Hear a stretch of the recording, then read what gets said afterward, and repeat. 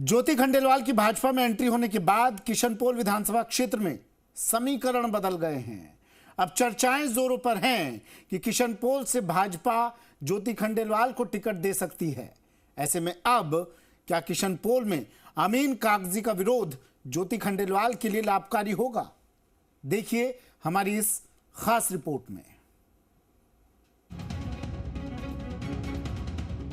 ज्योति खंडेलवाल की बीजेपी में एंट्री हो गई है, जिसके बाद किशनपोल विधानसभा क्षेत्र में समीकरण बदलने के अनुमान लगाए जा रहे हैं और लोगों के बीच ये सवाल गूंज रहा है कि क्या किशनपोल में अमीन कागजी वर्सेस ज्योति खंडेलवाल होगा? क्या टिकट मिलने के बाद अमीन कागजी पर ज्योति खंडेलवाल भारी पड़ेंगी? दरअसल इसकी शुरुआत तब होती है जब ज्योति खंडेलवाल की बीजेपी में एंट्री होती है। सियासी जानकारों का मानना है कि पूर्व मेयर ज्योति खंडेलवाल का बीजेपी का दामन थामने के बाद किशनपोल विधानसभा क्षेत्र में समीकरण बदल गए। अब वैश्य और मुस्लिम बाहुल्य सीट पर मुकाबला बेहद ही दिलचस्प हो गया है। कांग्रेस ने किशनपोल से अमीन कागजी को टिकट दिया है, लेकिन उनका क्षेत्र में भारी विरोध हो रहा है। क्षेत्र में AIMIM और आम आदमी पार्टी के प्रत्याशी भी मैदान में हैं। ऐसे में ये प्रत्याशी सीधे तौर पर अमीन कागजी को नुकसान पहुंचा सकते हैं। ऐसे में बदले हुए समीकरणों के बीच बीजेपी वैश्य समाज से ज्योति खंडेलवाल को मैदान में उतारकर बड़ा दांव खेल सकती है। अमीन कागजी का किशनपोल विधानसभा क्षेत्र में भारी विरोध देखा गया। इसका फायदा बीजेपी को मिल सकता है। अब किशनपोल सीट पर मुस्लिम और वैश्य वोटर्स पे सबकी नजरें रहेंगी। वैश्य वोटर्स को साधने के लिए बीजेपी ज्योति खंडेलवाल पर बड़ा दांव खेल सकती है। ज्योति खंडेलवाल की दरअसल किशनपोल में पकड़ है, क्योंकि वे पार्षद और पूर्व महापौर रही हैं। जनता की भावना के लिए अगर आपको अपनी पार्टी में भी अगर आवाज उठानी है तो मैंने उस आवाज को भी उठाया है। सबको साथ लेकर के चलना, करप्शन के अगेंस्ट लड़ाई लड़ना। चाहे मैंने आपने देखा होगा मेरे महापौर कार्यकाल में भी कोई भी अगर अधिकारी अगर भ्रष्टाचार करता हुआ पाया गया है तो मैंने उसके खिलाफ आवाज उठाई है।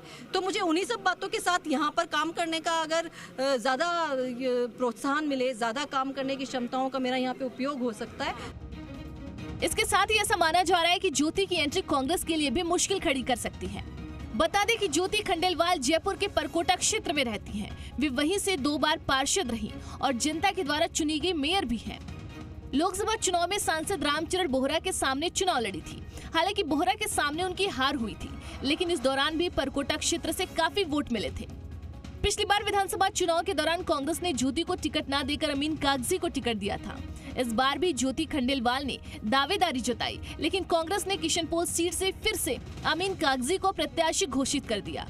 इससे नाराज होकर ज्योति बीजेपी में आ गई। अब अगर बीजेपी किशनपोल से उन्हें प्रत्याशी बनाती है तो कांग्रेस की मुश्किलें बढ़ना तय है। लगातार 20 साल तक सक्रिय राजनीति में रहने के कारण लोगों से उनका सीधा सरोकार है।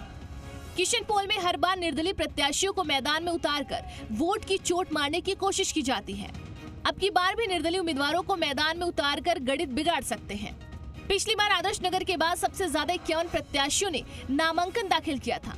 अब ऐसे में अमीन कागजी की जगह किशनपोल में मुश्किल हो सकती है।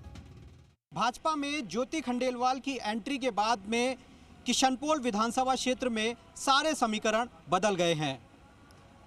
वैश्य समाज को निशाना साधने के लिए यहाँ से ज्योति खंडेलवाल को टिकट मिलना तय माना जा रहा है।